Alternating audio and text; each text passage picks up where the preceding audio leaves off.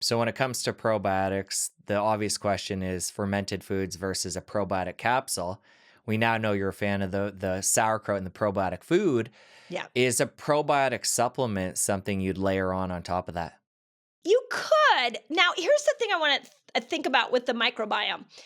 What I do with my fermented food is I try to get as big of a variety as I can. So I've got fermented yogurts, some that come from cow yogurt. I've got cocoa yo is one of my favorite. It's coconut yogurt that's fermented. I love doing raw kefir, so I'll do that. If you came into my refrigerator right now, you'd see about 15 different jars of sauerkraut, and they all are different fermented vegetables. The reason that I do that is because I'm looking for this increasing the diversity of my gut. So we have about 7,000 different species of bacteria in our gut. And if we eat the same foods over and over again, or we take the same probiotic over and over again, we create a monoculture where we're allowing a certain, even though they're good, we're allowing a certain set of bacteria to become strong and leaving out the other bacteria. So, when you look at a probiotic, I mean, the best probiotic on the planet maybe has, 100 billion CFUs in it, and maybe at the best, like 100 different strains of bacteria. But you have 7,000 different strains. So if you end up taking the same probiotic over and over and over again, you're now creating this monoculture. The name of the game with the microbiome is diversity.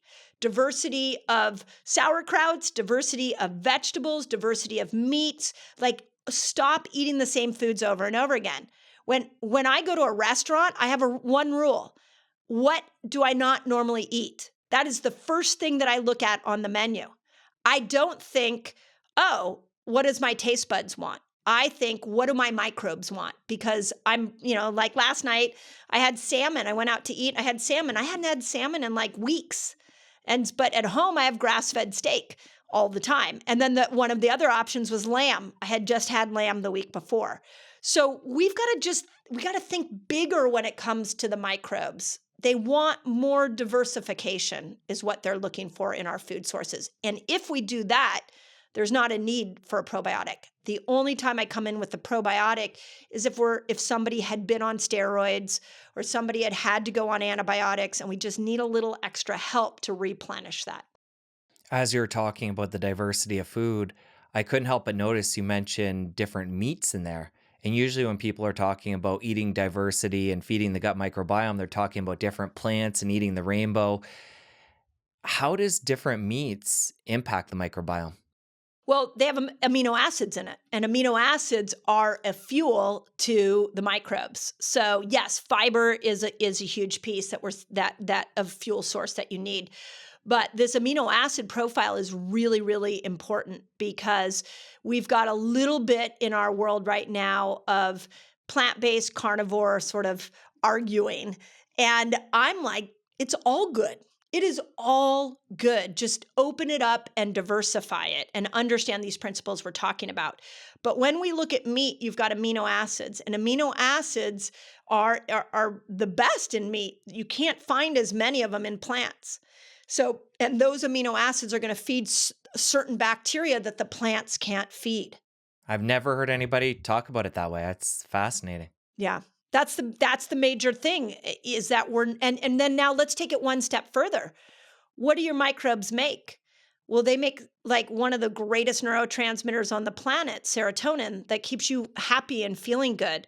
So I need plants to be able to feed those microbes that make serotonin, but I also need foods that are high in like tyrosine and tryptophan to be able to feed those microbes as well.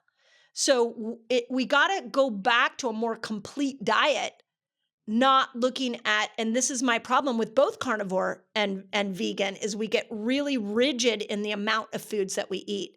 And I'm just saying, let's open it all up and the microbes will be happy. As we navigate through this conversation, we're getting a good idea of what your diet looks like.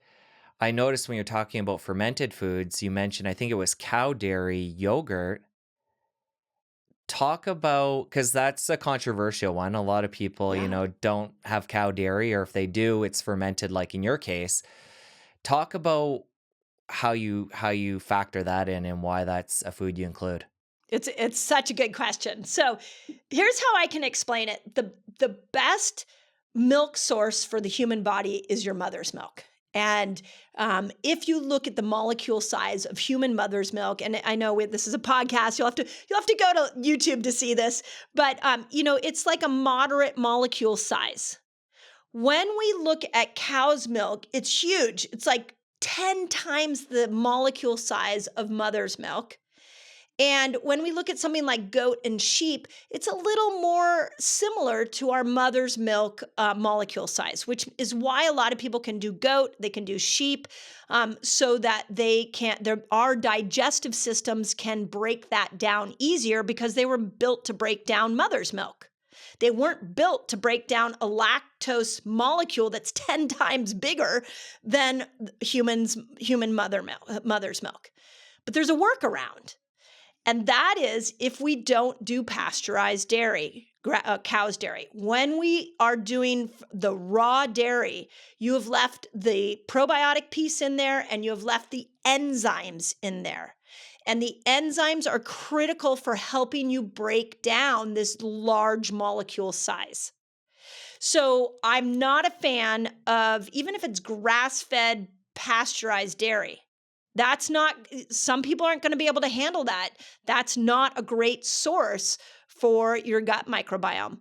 But now, if you do raw, you're bringing in the probiotics, you're bringing in the enzymes, and you're able to handle that molecule size better and get the benefit of those two components of raw dairy that can really heal the gut. It's like the fat conversation.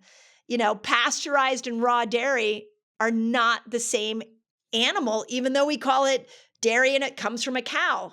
It's the same thing with fat. We say fat, but there's good fat and the bad fat. Carbs, there's man-made, there's processed. It's what we're doing to this food that is destroying our microbiome. So just let it be in its most natural state. It's all very nuanced, and that's why the long form conversation is so important, to get into the weeds on a lot of this. Yeah, agreed.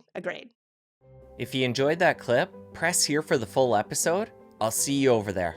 But what we're doing right now is we're just having women push on through every day of the month, and that's destroying her hormones. And now you've got PCOS, you've got infertility, you have mood disorders, you have menopause, perimenopause, like